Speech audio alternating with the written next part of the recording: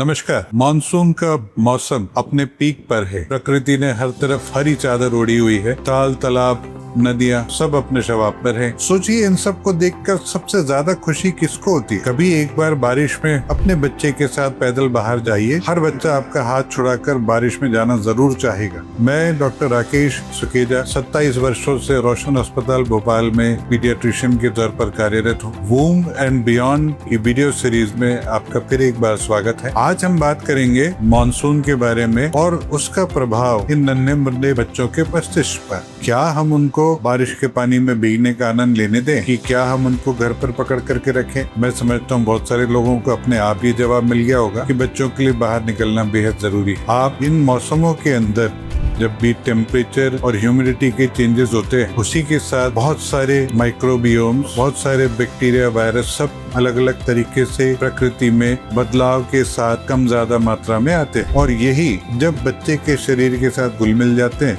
बच्चे की इम्यूनिटी बढ़ती है, बच्चे का एंड्योरेंस बढ़ता है, अलग अलग तापमान को सहने की क्षमता, पानी को सोखने की क्षमता, स्किन की इंटीग्रिटी और उसकी मस्ती, सब में इस बात का प्रभाव मिलेगा। बच्चे को इससे दूर तो हम नहीं करना चाहते, लेकिन कुछ साधारण बचाव के 5 टिप्स मैं आज आपसे शेयर करता। जैसा कि मैंने बताया, मानसून के दिनों में मौसम में वायरस बैक्टीरिया का विकास ज्यादा होता है। नम और वार्म वेदर जो है, इस तरीके के माइक्रोब्स के बढ़ने के लिए अच्छा मौसम है। इनका प्रभाव बच्चे पे पॉजिटिव हो, ज्यादा ना पड़े, बीमार ना करे, उसके लिए बच्चों में अच्छी हैंड हाइजीन रखना, समय समय पर उनके हाथ धुलवाते रहना, घर से बाहर कहीं कीचड़ से आते हैं उनके पैर धुलवाना, कपड़े गीले होकर के आते हैं तो उनको कपड़े बदलना, शरीर सुखाना, यह सब हमारी सामान्य प्रक्रिया में होना चाहिए। नाखून हमेशा छोटे रखें, साफ रखें, क्योंकि इन जगहों पर अक्सर नन्ही मिट्टी पाई जाती है। जूते मोजे अगर थोड़े से भी गीले हैं तो उसको अलग करना, सुखाना जरूरी है, अन्यथा स्किन लंबे समय तक गीली रहने के कारण फंगल इन्फेक्शंस के लिए प्रोन हो जाती है। दूसरी बात, साफ पानी का विशेष ध्यान रखें। बच्चों को उबला हुआ या फिल्टर पानी पिलाएं, कच्चा पानी ना पिलाएं। ओपन सोर्सेस का पानी, ताल तालाबों का पानी बिल्कुल ना दें। खुले में रखे जूस और शरबत से परहेज करें। स्कूल जाने के समय या कहीं बाहर, घर से बाहर निकलते समय अपने पानी की बोतल जरूर अपने साथ रखें। पॉइंट नंबर 3, खाने की साफ सफाई के बारे में, हाइजीन के बारे में। बच्चे को ताज़ा घर का बना हुआ खाना दें, खुले में बाहर की चीजें ना दें। फल और सब्जियां अच्छी तरह से धोकर, छीलकर ही इस्तेमाल करें। इस मौसम में प्रोटीन और डाइट का विशेष ध्यान रखें। दालें, अंडा, चना, इस तरीके की हाई प्रोटीन वाली डाइट का इस्तेमाल ज्यादा करें। इम्यूनिटी बढ़ाने के लिए हल्दी वाला दूध और नींबू का भी अच्छा विकल्प मौजूद है। बच्चों को मॉस्किटो से प्रोटेक्शन के लिए फुल बाहों के कपड़े पहनाएं। रात में सोते समय मच्छरदानी का उपयोग करें। घर के आसपास कहीं पर भी एक्स्ट्रा जमा हुआ पानी हमेशा मॉस्किटोज के लिए एक ब्रीडिंग ग्राउंड बन सकता है। इस बात का विशेष ध्यान रखें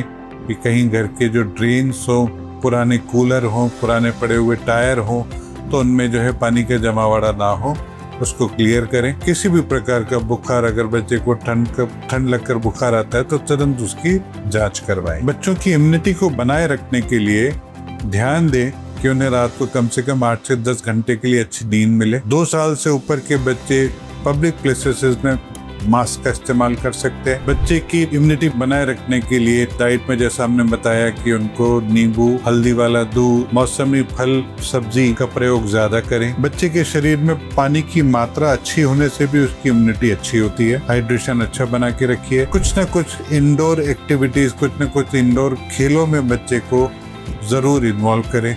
इससे भी जो है उसके मानसिक चपलता, शारीरिक चपलता बनी रहेगी, उसकी इम्यूनिटी अच्छी है। विशेष ध्यान दें, बारिश के मौसम में हमारे पास करंट वाले बच्चों का नंबर एकदम से बढ़ जाता है। इसलिए कहीं पर भी घर में कोई कटे खुले हुए तार हो, उसको समय रहते उसको ठीक करवाएं। ओपन स्विचेस नीचे जमीन के लेवल्स पे नहीं होने चाहिए, कम से कम 3 फुट या उससे ऊपर होने चाहिए, ताकि छोटे बच्चों की पकड़ से ये चीजें दूर रहें। इलेक्ट्रिक और इलेक्ट्रॉनिक इक्विपमेंट्स के इस्तेमाल का विशेष ध्यान रखें।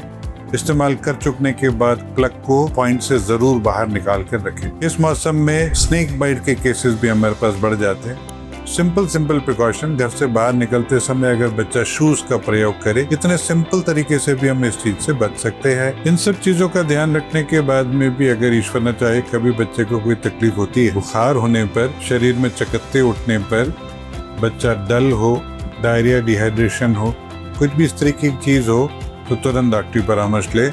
मैं डॉक्टर राकेश सुगेजा पिछले 27 वर्षों से रोशन अस्पताल में कार्यरत हूँ। आपकी सेवा के लिए हमेशा तत्पर हूँ। खुश रहिए, स्वस्थ रहिए।